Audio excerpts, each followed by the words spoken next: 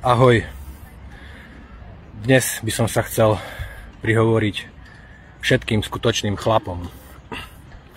Mojim kamarátom, známym, ale aj mojim bývalým kamarátom, ktorí si ma na základe masívnej dezinformačnej a diskreditačnej kampane hovnojeda Dvorkina z Ruska zablokovali alebo sa im prestali ozývať. Nevadí. Nedotýka sa ma to. Ale povedať vám chcem niečo oveľa dôležitejšie. Chlapi, vy ste zabudli, aké je vaše poslanie? Že vaše poslanie je chrániť život, stať za životom a bojovať za ňo?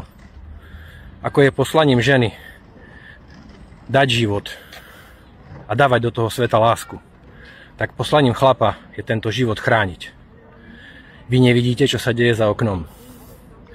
Namiesto toho, aby ste si naštudovali fakty, tak vstupujete do sporu so mnou v komentároch a ja vás vždy argumentačne rozmetám, pretože nedisponujete informáciami.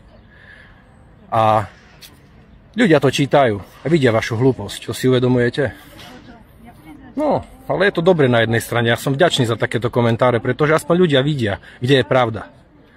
Takže sa chcem k vám prihovoriť, chlapi. Zabudli ste na to, čo je vašou úlohou. Vy nevidíte, čo sa deje za oknom. Vy nevidíte moje videá. 5 rokov vás informujem o tom, že dochádza k nárastu klimatických zmien. Ale nie k lineárnemu, ale k exponenciálnemu. Viete, čo je exponenciálny nárast? Toto je lineárny nárast. A toto je exponenciálny nárast.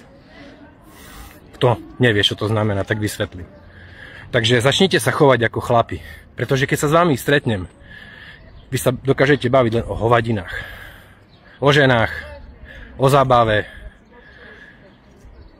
o blbostiach. Ja nevravím, aj to treba, ale v tejto dobe vy ste slepí, ste snaď slepí, potratili ste rozum. Začnite sa chovať ako skutoční chlapi a nie ako nejaké špongie, ktoré nosia iba masku chlapa. A keď sa majú konfrontovať s pravdou, tak sa pokakajú. Pokakajú sa a tvária sa, že ich sa to netýka. Lebo si niekto o nich niečo pomyslí, alebo z pozície strachu. Áno, strach je prirodzený. Ja nevravím, že ak to príde, že ja nebudem mať strach, ale ja mám chuť žiť. A chcem, aby ste žili aj vy a vaše rodiny. To vám nedochádza. To, že som niekedy tvrdý, má svoj význam, pretože s blbcami sa inak nedá. Ale čo je podstatnejšie? Kedy už pochopíte, že treba začať jednať, že životy vašich rodín sú v ohrození? Kedy sa začnete chovať ako skutoční chlapi? A nie špongie, ktoré majú iba masku chlapa.